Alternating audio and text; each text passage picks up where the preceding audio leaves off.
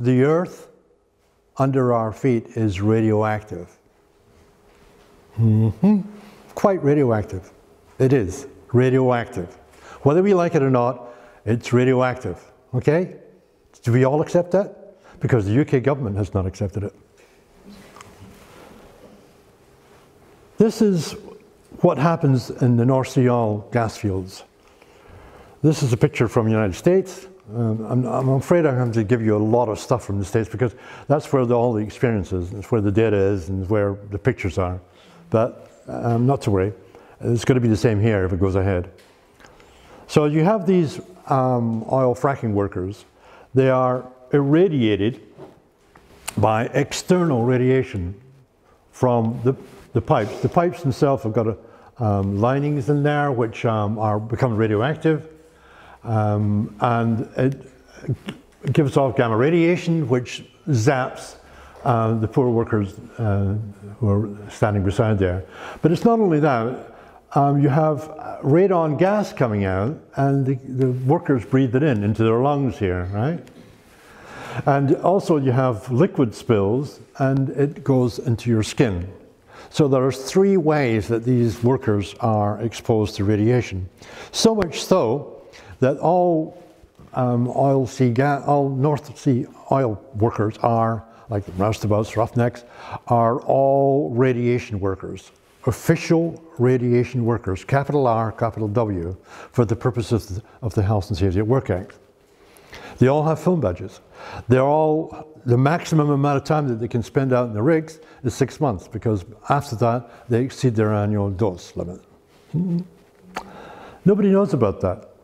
Nobody talks about it, but that's what's happening, and it's going to happen here on land as well, if fracking goes ahead. So what kind of radioactivity are we talking about? Well, the red tells it. There's gases, there's radioactive wastes in the sludges and the scales, and there's radioactive tracers pumped into wells to monitor the outflow. Now, that's serious stuff. Particularly we've got gases coming out, and the gas is called radon. And as I point out here, the methane that comes out for use in our homes, for burning in central heating units or for burning in ovens and hobs, is contaminated with radon gas. You can't separate them. Now that means that if you're working at home and you've got an oven here and you've got a gas hob here and you've got your central heating here, and you've got them all going, you get a lot of radon in your kitchen, and you breathe it in. By a lot, I'm talking about increases in concentration by a factor of about 100 or so, maybe 200, depending on what is in the methane. And you can't, there's no way that you can get rid of it. You can't filter it out or anything. Indeed, what happened in the United States was that the very progressive mayor of New York City said, we're not having any frack gas from Pennsylvania oil fields coming into New York City. Banned it. Said, no, we're not having it. And the gas companies had to quickly rejig things around so no frack gas went into New York City.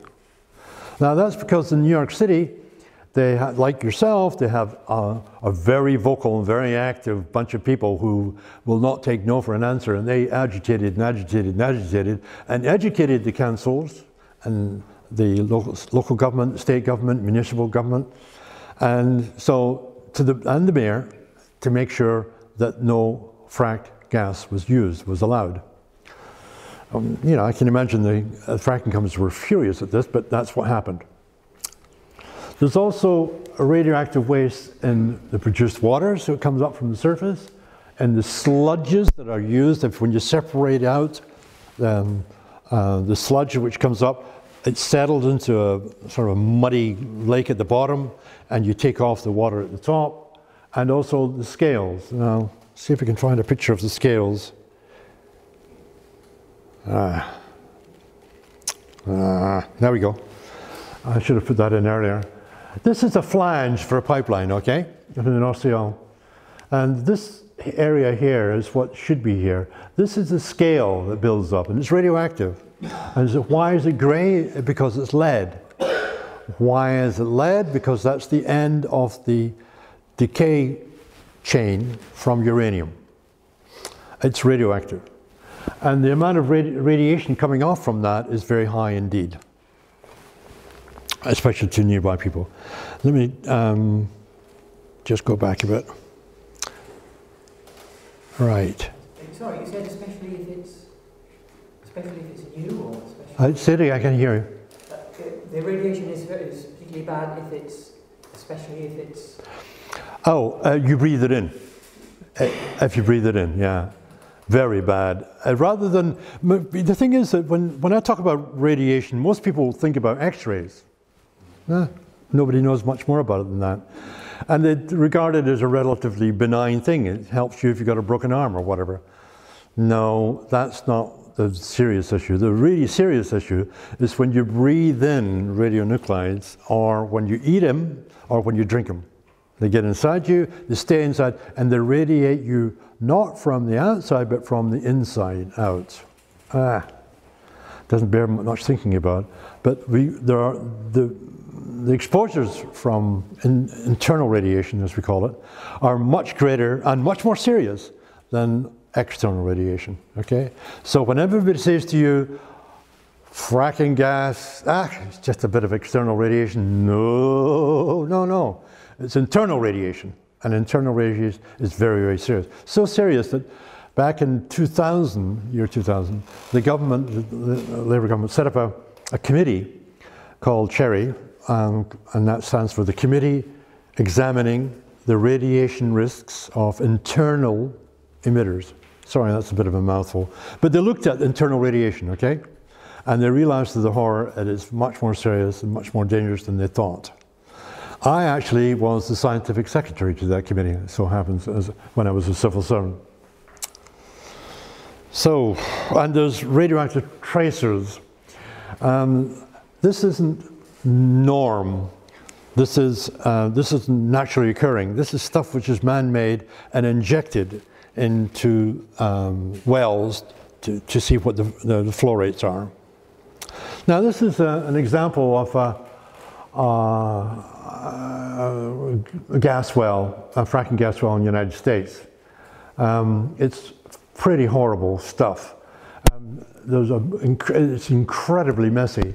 It's true that the flowback waters and the produced waters are here, and that unless we leave the European Union, they are not going to occur. The thing is that one of the reasons why I think the government wants to leave the European Union is because all of the environmental standards go cock-a-hoop in the air, including banning of these tanks, or ponds, I should say, which are just open air. They've got a plastic lining, and that's it. They're not allowed in Europe, but if Britain leaves the EU, that's what we're up against. Now, radioactivity in water is a bit of a nebulous concept. Nobody talks about it. Nobody talks about it at all. The only printed example that I've found, and this is from 2014, is in the Independent when it was still a newspaper, and it reported that Quadrilla had stopped its fracking operations in Lancashire in order to apply for a statutory authorization, capital A, under the Radioactive Substances Act to dump radioactive wastewater into the Manchester Ship Canal. That's the first time I've seen a reference to radioactivity in the wastewaters. It's it's very important. The Environment Agency said, you want to do that, you have to get an authorization. It's a piece of paper which says that the Environment Agency authorizes these discharges, right? When I was working for the government, I used to draft these authorizations and issue them to various companies, not for fracking, for other reasons, nuclear power stations. But by the way, that doesn't mean I'm in favor of nuclear power at all, the other way around.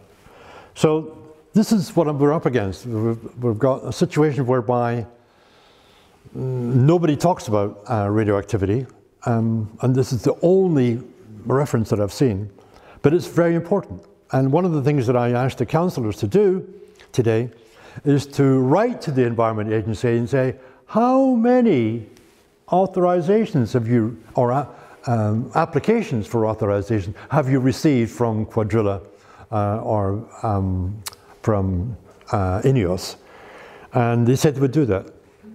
And so that's a good step forward. By the way, all of this, is, as you can see here underneath it, it's got the URL. So I'm not making this up. You can download this PowerPoint presentation and check these references for yourself, okay?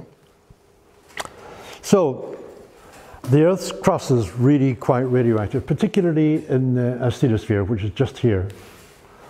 The rest is also radioactive, but we're not actually sure what actually is down here. Nobody's drilled 5,000 kilometers down into the center of the Earth. And those people who've seen the Jules Verne movie, Journey to the Center of the Earth, no, it's not like that at all. The beautiful young hero doesn't rescue the beautiful young damsel in distress, no. Okay, I say that there's radioactivity in the Earth's crust. Very much so. The average is 1,400 becquerels per kilogram, on average. But the trouble is there's huge variations. It depends on how much uranium is in the actual soil or the rock strata. So what does this, a becquerel mean? A becquerel means a disintegration, a nuclear disintegration. The nucleus is unstable thermodynamically. It decays to a more stable state, and when it does that, it gives off radiation. Okay? So that's how you relate radioactivity to radiation. Radioactivity, you start off with first, it's an unstable nuclide, an unstable element, which when it decays, it gives off an alpha particle, or a beta particle, or a gamma ray, or all three. Okay? And that is radioactivity. 1 disintegration per second is a becquerel. Okay? It's a rate of decay. Now, a long, long time ago, 4.6 billion years ago, that's when the Earth was created. And when it was created, it had about 4,000 or 5,000 radionuclides. Everything was radioactive. And they all, over a period of 4.5 billion years till now, most of those radionuclides have decayed away, okay? So they're no longer, it's only stable nuclides which exist anymore, okay? Like carbon, like oxygen, like silicon, you know, those things which are stable stay on the Earth, right? But there are some which still are radioactive, and there's these three. That's all's left, just three. Uranium-238, thorium-232, and potassium-40. And they all have extremely long half-lives, about either exceeding the Earth's age or roughly about the same. So that's why they're still here. Right? They haven't decayed away yet. Right? So they're called primordial radionuclides. And they are a serious problem. I'll tell you why. They're often called norm. Naturally occurring radioactive material sounds really innocuous. It sounds really, you know, it's a norm. It's good, you know, but no, it's dangerous. And there are 3 reasons why. Firstly, are the long decay chains, which I'll come to in a minute. Secondly, they've got radon and radium, which are really lethal, and polonium-210, which is horrible. And I'll go through these very briefly. I'm just going to concentrate on uranium-238. There's also 232 as well, but 238 is more common. When I say it decays to thorium-234, protactinium, again to uranium, thorium, radium, radon, polonium, all the way down to lead, as I told you earlier on, okay? Now there's about 15 radionuclides there. All of them are radioactive. All of them are far more serious and far more radioactive than the parent. So when the government says, oh, norm, it's safe, don't worry about it, they're lying. I should really use a more neutral term by saying, and I do in my publications, say, this is incorrect. That's what I say. Much more normal, you know, sort of nice, namby-pamby word. But the reality is that these people are mendacious. And that there are government publications which say norm is safe. Don't worry about it. Okay? And then this government stops at nothing. It really is terrible. Anyway, if my anger shows about this government, it's partly because of this and partly because of Brexit too. What a mess. But anyway, so you have all these radionuclides, and they all exist down in the earth. And so when fracking occurs, they all come up to the surface. Right? Now, I'm going to concentrate not on all of them, but just a few. And the ones I'm going to concentrate on are radon and radium and polonium, and for the following reasons. This is the two, radon and radium. This is what a United States college textbook says. This is the standard college textbook for juniors and sophomores in the United States. They say, and I'm going to read it because it's very important. It says, since radon and radium are among the most radiotoxic substances existing, got it? This is not me saying it. These are chemical professors in the United States. The most radioactive substances existing, they cause lung cancer and bone cancer at low concentrations. Special attention must be devoted to their appearance in nature. Compare that with what the UK government says. Norm is safe. There should be a special hell reserved for people who write nonsense like that, because it's just so misleading, it's unfair. And you could, there's a reference, and buy the book. It costs $35 on Amazon, and go to page 108, and then you can read it for yourselves. But the worst is polonium. Ooh. Hands up those people who remember Alexander Litvinenko, who was, well, basically he was assassinated in London in 2006. And the perpetrators who did this picked on polonium because it is supremely radiotoxic. I have personal experiences about this because I was working for the government at the time to try and figure out why this guy was dying. And I've already been through it once today. I don't want to go through it again. Anyway, this polonium didn't come from norm. It probably came from reprocessing spent nuclear fuel, but it was chosen by whoever the perpetrators were for its supremely toxic properties. And this stuff is in norm, okay?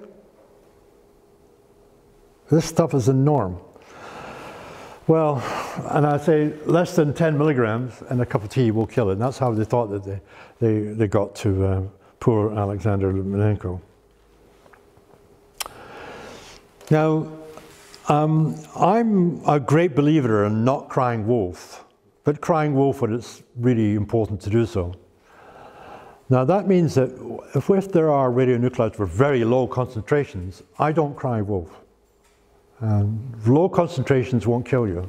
They're not particularly serious. They contribute towards background radiation, and I'm not going to be worried about it. But where the concentrations are high, yes, we do have to worry about it. Now, one of the things that bedevils studies in this area, and writing critically in this area, is the lack of data. Such paucity of data is crazy. You can't get your head around anything. However, I did find a book written by the IAEA in 2003, which gave these concentrations. Wow!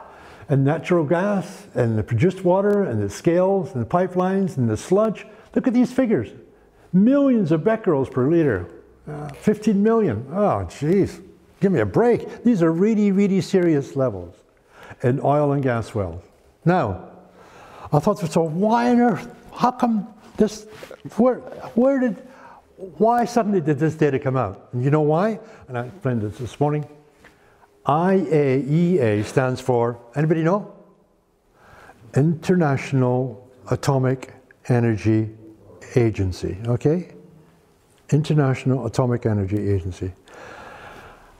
Their competitors were oil and gas, right? So they brought it out. There was a bit, and by the way, since 2003, nada, nothing, just this.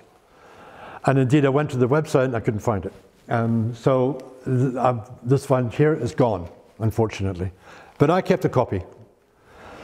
So this is really interesting. The concentrations can be very high indeed, and we should really worry about it. What does it depend on? On the initial uranium concentration in the shales which are being fractured. And that means you can't tell anything, you can't do anything here in the UK until we know what the concentrations are. But they could be very high. In Scotland, when they did do it, they were too high and they stopped. Interesting. There's a picture of before. I showed you of the radioactive scale. And this is radioactive lead, which gives doses, high doses to people nearby, including workers. Okay, and do you remember what I said about concentrations being high? Well, let's look at radon levels. Radon does occur naturally. People often get radon buildup in their houses, in their basements. And in the United States, they take it very seriously indeed.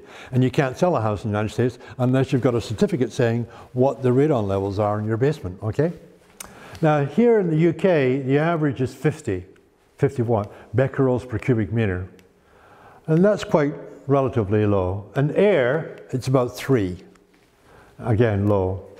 There's an action level put out by Public Health England, which says if you've got higher than 200, you have to remedy it. But it's more ignored in the breach than the observance, unfortunately. Now let's compare this with fracking. Let's go to the Marcellus Shale in the United States, 50,000. What? 1,000 times higher than what you get in household. Then eyebrows go up, then you start worrying, okay? So these are, and the IAEA report, 200,000, 4 times greater. Oh, then I start worrying a little bit. For UK wellheads, we don't know what they are at all.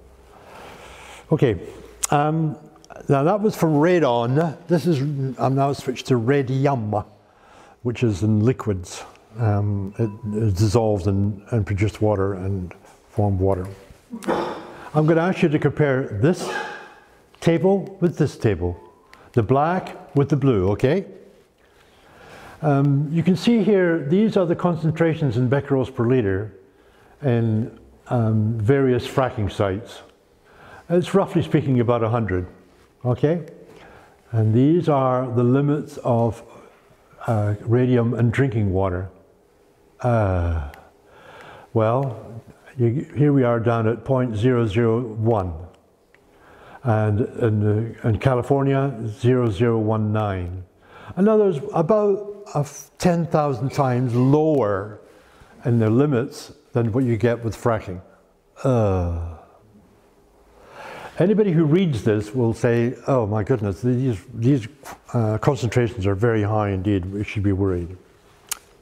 There's also tracers, which they inject radioactive traces. These are all artificial radionuclides created by man, usually in power stations, nuclear power stations. They decay, and these are their half-lives. And they are shoved into fracking wells to measure how much, what the depletion rate is. These are 10 to the 9th becquerel. Does anybody know what the other word for 10 to the 9th is? Okay, this is a quickie lesson in science. A kilo is 1,000, okay? Kilo. That's 10 to the 3rd. Mega is 1,000,000, okay? 10 to the 6th, okay?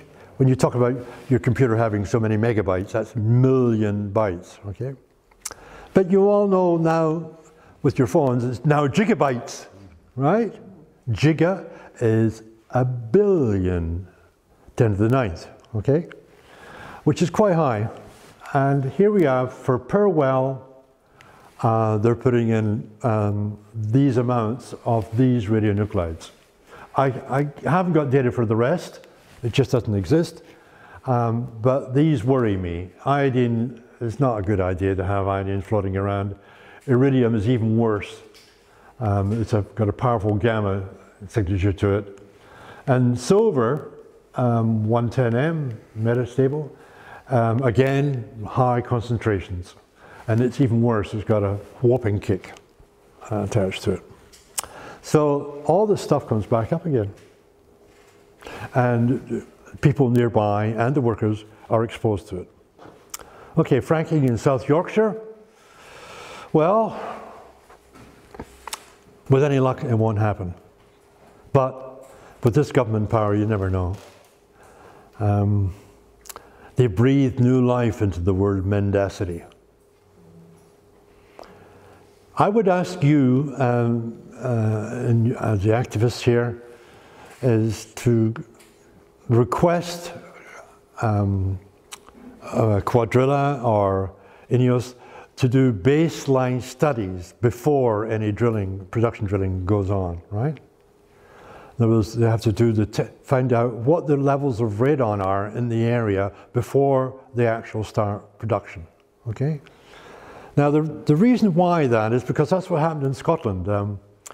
There was a public inquiry at which I gave evidence for the local anti-fracking group. And as part of the deal, not the deal, but part of the way forward that both sides agreed on was, well, they said that the fracking company said they would conduct baseline studies. Well, if that was Dart Energy, which is now owned by INEOS. If they do that then in Scotland, that was about 2 years ago, well, why can't they do it here? So request baseline studies. Request copies of any authorizations which have been applied for or even given by the Environment Agency. Request estimates of the radium levels in the discharge waters in the sludges and the pipework. Request concentrations, estimates of radon gas concentrations in the methane and in the produced water. And finally, request estimates of radioactive tracers proposed to be injected into wells. That's a new one, I haven't heard that before. Now, this actually happened in the United States. In a little town in Pennsylvania, a little village. This is a gas well here, and it exploded and burned for 4 days. There was 1 person killed and about 8 people severely injured. And the company involved, Chevron, apologized to the residents by giving them a coupon for a free pizza. I'm not making this up.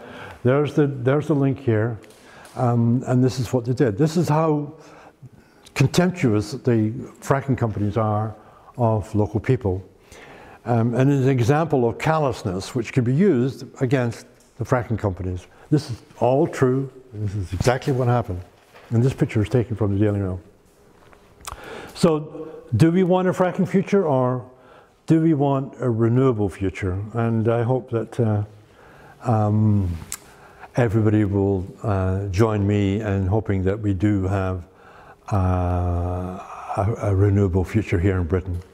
By the way, just a few days ago, the Labour Party, I am not a member of any political party whatsoever. However, I was pleased to see that finally the Labour Party has agreed to support renewable energy in a big way. Up till yesterday, they hadn't. They supported nuclear power, unfortunately. Anyway, credits to, these are my friends in the United States who sent me a lot of stuff to help with British people. Okay? Thank you very much.